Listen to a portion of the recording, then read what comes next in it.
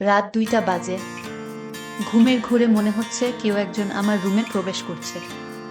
এক অদ্ভুত আচরণ করার চেষ্টা করছে। বুঝতে পারছি না কি হচ্ছে আমার সাথে। কে আসবে এত রাতে আমার রুমে? আম্মু, আব্বু নাকি ভাইয়া? কিন্তু দরজা তো ভিতর থেকে লক করা। তাহলে কে আসবে? কি করেই বা আসবে? ঘুমের ঘোরে চোখ খুলতেই পারছি না। অনেক কষ্টে চোখ খুলতেই দেখলাম একজন লোক পালিয়ে গেল।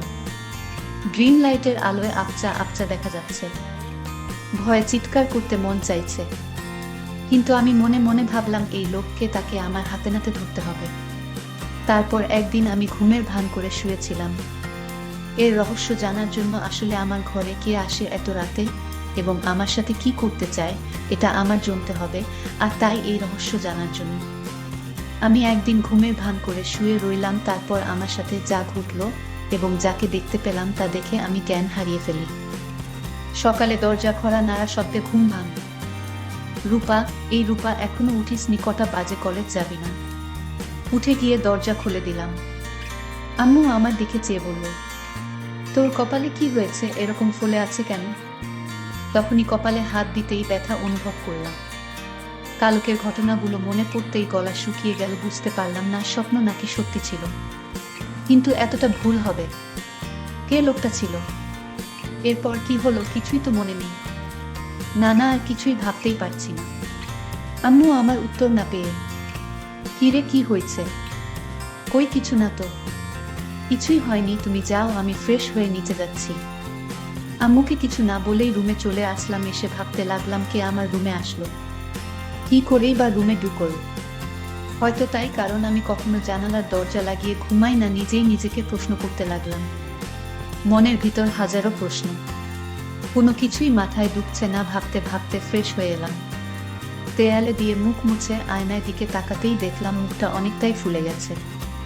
হঠাৎ ড্রেসিং টেবিলের সামনের একটা কাগজ চোখে পড়ল। কাগজটা নিয়ে পড়তে লাগলাম। এটা ছিল তোমার শাস্তি, আমাকে কষ্ট দেওয়ার শাস্তি, আমার থেকে দূরে থাকার শাস্তি। এই 3টা মাস আমি ঘুমোতে পারিনি। তুমি আমাকে ঘুমোতে দাওনি। আমাকে কষ্ট দিয়ে তুমি শান্তিতে ঘুমোচ্ছ। চিঠিটা পড়ে মুখ হা হয়ে গেছে। সবকিছু যেন গুলিয়ে যাচ্ছে। কি হচ্ছে আমার সাথে কিছুই বুঝতে পারছি না। কে এই লোক? কি চায় আমার কাছে? সবকিছু মাথার উপর দিয়ে যাচ্ছে। রাগে মাথাটা পেটে যাচ্ছে। উনার ঘুমে কি মই দিয়ে এসছি নাকি? কত বড় সাহস! ওকে তো আমি সামনে ফেলে মেরে ফেলবো। কিন্তু বুঝতে পারছি না লোকটা কে। আমার তো তেমন কারোর সাথে দেখা হয়নি। ভাবতে ভাবতে আম্মু আবার ডাকছে নাস্তা করার জন্য। নিচে ডাইনিংয়ে গিয়ে দেখলাম আব্বু মা নাস্তা করছে আর আম্মু খাবার সার্ভ করছে। আমার পরিচয়টা দিয়ে দেই, আমার নাম রূপা। আমি কলেজে পড়ি। আমি খুবই শান্ত একটা মেয়ে বললে ভুল হবে, একটু একটু দুষ্টুমি করি। আমাদের সিঙ্গেল পরিবার, বাবা মা, ভাইয়া আর আমি। আমাদের ব্যবসা আছে, ওইটা আব্বু দেখাশোনা করে, আর ভাইয়া সিলেট জেলায় আনসারে চাকরি করে। যাই হোক, গিয়ে বসলাম নাস্তা করতে। বুঝতে পারছি না ঘটনাটা সবাইকে বলবো কিনা। বললে অয়তা টেনশন করবে, থাক বলি না, হয়তো কেউ মজা করছে। কিন্তু কালকের ঘটনা তো মজা হতে পারে না। এসব ভাবছি, বাবার ডাকে ঘোর কাটে। কি হয়েছে? না খেয়ে খাবার নাড়ছিস কেন? আর কি এত ভাবছিস? না কিছু হয়নি বলে খাবার খেতে শুরু করলাম। পাশ থেকে আব্বু বললেন, জ্বর এসছে নাকি মাম্মি? এরকম দেখাচ্ছে কেন? কপালে হাত দিয়ে দেখে বলে, না জ্বর তো না। সবাই সন্দেহের চোখে তাকিয়ে থাকে। ওদের তাকানো দেখে ঘাবড়ে গেলাম। আরে আজব, জ্বর আসবে কেন? ঘুম থেকে উঠছি তো, তাই এমন দেখাচ্ছে। কথাগুলো বলে দ্রুত খেয়ে চলে আসলাম। রেডি হয়ে কলেজে চলে আসলাম। বাবা ড্রপ করে দিল।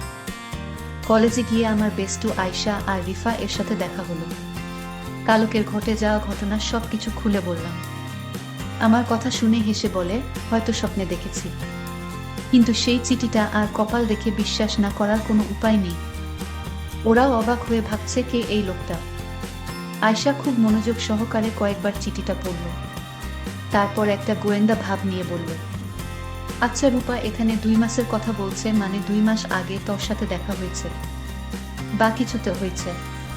তুই মনে করে দেখতো 2 মাস আগের কথা বিশেষ কারোর সাথে দেখা হয়েছে কিনা। আয়শার কথাগুলো শেষ না হতেই ঘন্টা বাজল। ক্লাসের সময় হয়ে গেছে। তারপর আর কথা না বাড়িয়ে ক্লাসে চলে এলাম। ক্লাস শেষ করে আসতেই রিফা বলল, আরে বইন, এত চাপ নিস না তো, চল ফুচকা খেয়ে আসি। ফুচকা খাচ্ছিলাম তখন কয়েকজনের কথা শুনে তো অবাক। কারণ কাল যে ছেলেটা আমাদের রেগিং করছিল, সে নাকি হসপিটালে কে যেন মেরে হাঁপা ভেঙে দিছে। আসলে ছেলেটা আমাদের সিনিয়র ছিল। শুনে মনে মনে খুব খুশি হলাম। তারপর ফুচকা খেয়ে রিফা আর আয়শা ওদের বাসায় চলে গেল আর বলল এত চিন্তা না করতে। আমিও বাসায় রওনা দিলাম। ইদানিং আমার মনে হলো কেউ যেন আমাকে ফলো করছে, কিন্তু তাকালে কাউকেই দেখি না। সেদিনের পর থেকে ভয়ে দরজা আটকে ঘুমাই। এভাবে দুদিন কেটে যায়। কলেজের ক্যাম্পাসে আয়শা আর রিফা এর সাথে বসে গল্প করছিলাম। তখন আমাদের সিনিয়র জিহাদ ভাইয়া এসে আমার পাশে বসে বললেন, হেই গার্লস, কেমন আছো? আমরা হেসে প্রতি উত্তরে বললাম, ভালো ভাইয়া। তারপর ঠোকঠাক অনেক কথাই হলো। আমরা অনেক সময় বসে গল্প করলাম। ভাইয়া অনেক মজার এবং খুবই ভালো একজন মানুষ। দেখতে খুবই সুন্দর। কলেজের অনেক মেয়ে লাইন দিয়ে পড়ে আছে ভাইয়ার পিছে, কিন্তু ভাইয়া কাউকে পাত্তা দেন না। উনি ভাইয়ার ফ্রেন্ডের ভাই। ভাইয়াই বলছিল দেখে শুনে রাখতে, কিন্তু আমি তেমন কথা বলি না। রনি ভাইয়ার কথা ওনাকে বলিনি, বললেই একটা ঝামেলা হবে। আমি ঝামেলা পছন্দ করি না। তারপর ওনার সাথে কথা বলতে বলতে আমি উঠে বললাম, তোমরা কথা বলো, আমি একটু আসছি। বলে চলে আসলাম। রুটি খেয়ে চলে আসতে যাব, তখন কেউ একজন এসে আমায় বলল। লোকটার খুব রেগে বলল, তোমার সাহস কি করে হয় তুমি ওই ছেলের সাথে হেসে হেসে কথা বলো? আমি কিছুই বুঝতে পারলাম না। বললাম, আমি যার সাথে ইচ্ছা তার সাথে কথা বলবো, আপনার কি সমস্যা? আপনি কে বলেন? সাহস তো কম না শুরু। লোকটার মুখে মাস্ক পরা, খুবই চেনা চেনা লাগছে, কিন্তু লোকটাকে চেনার কোনো উপায় নেই। লোকটি বলতে লাগলো, কেন ভয় পাচ্ছে কেন? অনেক কষ্টে তোমায় খুঁজে পেয়েছি, আর হারাতে দিব না। উনার কথা শুনে ভয় করছে, আবার রাগ ও লাগছে। আপনি এখানেও চলে আসছেন আমাকে মারতে। তার মানে সেদিন রাতে আপনি আমার রুমে এসেছিলেন আমাকে মারতে। তো না মেরে আমার সাথে দুর্ব্যবহার করার সাহস হয় কি করে হলো? বজ্জাত ছেলে। মেয়েদের দেখলেই কথা বলতে করতে মন চায়। আর করবেন নাই বা কেন? মানুষকে মেরে ফেলাই তো আপনার কাজ, এটা আর কি এমন বিষয়? তো মেরে ফেলেন আমাকে এখনই। শাহিন, এভাবে পিছু করার তো কোনো মানেই হয় না। চোখ বন্ধ করে কথাগুলো একদমে বলে ফেললাম। চোখ খুলতেই উনার চোখের দিকে তাকিয়ে আতঙ্কে উঠলাম। রাতে আমার রুমে এই লোক যায়, কিন্তু তাকে ঠিক চেনা যাচ্ছে না। কিন্তু এই লোকটিকে চেনার জন্য আমি প্রতিদিন রাতে ঘুমের ভান করে শুয়ে থাকি, কিন্তু ইদানিং আসে না।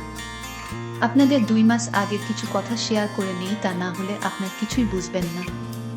2 মাস আগে কলেজ ট্যুরে 2 দিনের জন্য সিলেট গিয়েছিলাম। ওইখানে গিয়ে প্রথম দিন ভালোই কাটে, কিন্তু বিপত্তি ঘটল। দ্বিতীয় দিন সবাই পাহাড় ঘুরে ঘুরে দেখছে। আমি, আয়শা, রিফা আমরা গল্প করছি আর ঘুরছি। তখন আয়শা আর রিফা ছবি তুলতে ব্যস্ত। পাহাড়ে ঘুরতে ঘুরতে এক পর্যায়ে ওদের থেকে অনেক দূরে চলে আসি। একটা জায়গায় আসতেই যা দেখলাম তাতে আমি অবাক হয়ে হাঁ করে তাকিয়ে থাকলাম। একটা ছেলে হাতে বন্দুক তাক করে আছে, সামনে একটা হাত বাঁধা লোকের দিকে। ছেলেটার সাথে আরো অনেক ছেলে, তাদের হাতে দা ইত্যাদি। এসব দেখে ঘাবড়ে যায়। ছেলেটা একটা লোককে মারল চোখের সামনে। এমন ভয়ঙ্কর দৃশ্য দেখে জোরে চিৎকার দিয়ে উঠি। তাতে লোকগুলো আমায় দেখতে পেয়ে যায়। কিছু না ভেবেই ভয়ে দৌড় শুরু করি। ওই ছেলেটি বাকি ছেলেগুলোকে বলা কথা কানে বাজল, লাশটা পুঁতে ফেল, মেয়েটাকে আমি দেখছি। বলে বন্দুকটা কোমরে গুজে আমার পিছনে ছুটতে লাগলো আর বলল, এই মেয়ে দাঁড়াও বলছি, দাঁড়াও। কিন্তু এই লোকটাই আমার ঘরে রাতে ঢুকতো, আপনাদের বলে রাখি। কিন্তু এই লোকটাকে, এটা আমি এখনো জানতে পারিনি। কিছুটা আন্দাজ করতে পারলাম তার ছায়াটা দেখে। আমার মনে হলো এই লোকটাই আমার রুমে আসতো, কারণ তার ছায়া আমার দৃষ্টিতে বেঁধে গেছে। আমি আয়শাকে বললাম, এই যে লোকটি দেখতে পাচ্ছিস, এই লোকটার মতোই আমি যাকে আমার রুমে দেখতে পেয়েছিলাম। তুই এটা বুঝলি কি করে? ওর ছায়াটা আমি দেখতে পাই হালকা আলোতে। এই লোকটাই হবে। বলে রাখা ভালো, আমার বড় ভাই ব্যাটালিয়নে চাকরি করে সিলেট জেলায়। আমার আর যে লোকটা অন্য একটা লোককে মেরেছিল সে আর কেউ না। সে হচ্ছে আমার বড় ভাই, কিন্তু সে আমাকে দেখতে পায় না ভালো করে, আমাকে চিনতেও পারল না। আমি ঠিকই তখন চিনে ফেলি। আমি মনে মনে ভাবলাম আমার বড় ভাইয়া এমন পাষাণ হয়ে গেছে যে কিনা মানুষ হত্যা করে। আমি এই কথা ভাবতেই আমার খুব খারাপ লাগলো এবং ভাইয়ার প্রতি ঘৃণার জন্ম নিল। এসব চাকরি যারা করে তারা নাকি পাষাণ হয়ে যায়, আমার ভাবতেই অবাক লাগছে। যাই হোক, আমরা একদিন ট্যুরে ঘোরাফেরা করে বাড়িতে চলে আসলাম। আমি কিছুতেই ভাইয়ার মানুষ মারার দৃশ্যটা ভুলতে পারছি না। এসব ভাবতে ভাবতে ঘুমিয়ে পড়লাম। হঠাৎ আমার রুমে পায়ের আওয়াজ শুনতে পেলাম। আমার কপালে কে যেন হাত রাখলো। 2 দিন ট্যুরে থাকায় তেমন একটা ঘুম হয়নি আমার, আর তাই বেহুশের মতো ঘুমাচ্ছিলাম। তাই কিছু বলতে পারিনি। হঠাৎ যখন অনুভব করলাম আমার রুমে কেউ এসেছে, তখন চোখ খুলে দেখি কেউ নেই, কিন্তু পায়ের চিহ্ন রয়ে গেছে ঘরে। পায়ের চিহ্নটা আমার খুব পরিচিত মনে হলো। আমার মনে হলো সে আমার পরিবারের যে কেউ হতে পারে, কিন্তু কে সে এটা এখন পর্যন্ত জানতে পারলাম না। আমি এই কারণে শান্তিতে ঘুমাতে পারি না। এটা কি আমি স্বপ্ন দেখি নাকি বাস্তব তাও বুঝতে পারছি না। আমি এখন থেকে ভাবলাম আজ থেকে সারাদিন ঘুমাবো, সারা রাত সজাগ থাকবো, মানে ঘুমের ভান করে থাকবো। আমি তাকে হাতে নাতে ধরতে চাই। সে কেন আমার ঘরে আসে, আমার কাছে কি চায়, এটা জানার জন্য আমার মনে একরকম হতাশা তৈরি হয়ে গেল। আমি আমার পরিবারের অর্থাৎ মা বাবার সাথে বিষয়টা শেয়ারও করতে পারছি না। শেয়ার করব তখন যখন এর রহস্য আমি জানতে পারব। তো পরের দিন সকালে কলেজে গেলাম, তারপর আয়শার সাথে আজ রাতের ঘটনাটা শেয়ার করলাম। আয়শা আজ রাগান্বিত হয়ে বলল, দুরু তুই কি বলিস, এসব স্বপ্ন বাদ দে, এগুলো শুনতে আর ভালো লাগে না, এগুলো স্বপ্নেই হয়, বাস্তবে হয় না। আয়শা তুই যাই কস না কেন, তুই দেখে নিস আমি 2-3 দিনের ভিতরে আমি তাকে হাতে নাতে ধরব, তুই ওয়াট কর। তারপর কলেজ থেকে বাসায় ফিরে শুনতে পেলাম আমার ভাইয়া বাড়িতে আসছে, কারণ 4 দিনের ছুটি নিয়ে আসছে। আমার জন্য অনেক গিফট নিয়ে আসছে। আমি বাড়িতে প্রবেশ করতেই আমি ভাইকে দেখি দরজার সামনে দাঁড়িয়ে আছে। আমি কাছে গিয়ে বললাম, ভাইয়া কেমন আছো? কিন্তু মনে মনে ভাইয়ার জন্য ঘৃণাও কাজ করে, কারণ ভাইয়া এখন মানুষকে মানুষ মনে করে না, যাকে থাকে ধরে মারধর শুরু করে দেয়। এটা তো আমি ট্যুরে গিয়ে দেখতে পেলাম। কিন্তু ভাইয়ার শরীরের একটা পারফিউমের গন্ধ পেলাম। আমার রুমে রাতে যে আসতো তখন একই পারফিউমের গন্ধ পেলাম। আমার যেন ভাইয়াকে সন্দেহ হতে লাগলো। কিন্তু ভাইয়া আমার ঘরে কেন আসবে? আবারও মনকে প্রস্তুত করলাম, রাতে ঘুমাবো না। আমি ঘুমের ভান করে থাকবো, দেখবো কে আসে আমার রুমে এবং কি চায় সে। ঠিক প্ল্যান মতো আজও ঘুমের ভান করে শুয়ে রইলাম। রাত যখন প্রায় 2টা বাজে তখন আমার রুমে জানালা দিয়ে আমার ঘরে প্রবেশ করলো। আমি চোখ বুজে রইলাম। তারপর ধীরে ধীরে কাঠের পাশে বসল। আমার গলায় 2 লক্ষ টাকার স্বর্ণ দিয়ে তৈরি আমার গলার হার। যখন লোকটি আমার স্বর্ণের গলার হারে ধরে চুরি করে নিতে চাইল, তখন আমি ভয়ে কাঁপছিলাম, কিন্তু সাহস করে নড়াচড়া করিনি। তখন লোকটি হারটা টান দিয়ে ছিঁড়ে পকেটে নিল, আর তখনই আমি তার শার্টে ধরে চিল্লাতে লাগলাম, চোর চোর, কিন্তু সে আমার মুখ চেপে ধরল।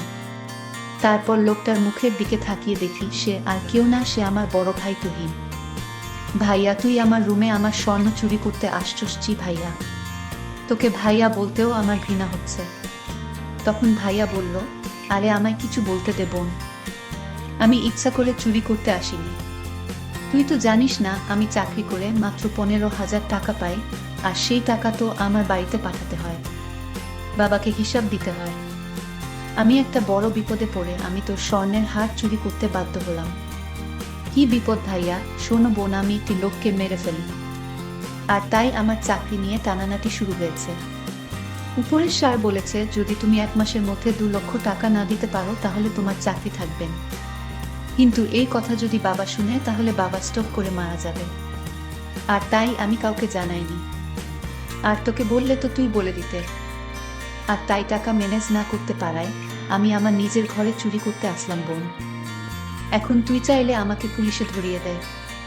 ভাইয়ার কথা শুনে আমি অবাক। তুমি আমার কাছে যদি চাইতে তাহলেই তো আমি তোমাকে আমার স্বর্ণ বিক্রি করে টাকা দিতাম, চুরি করার কি দরকার ছিল?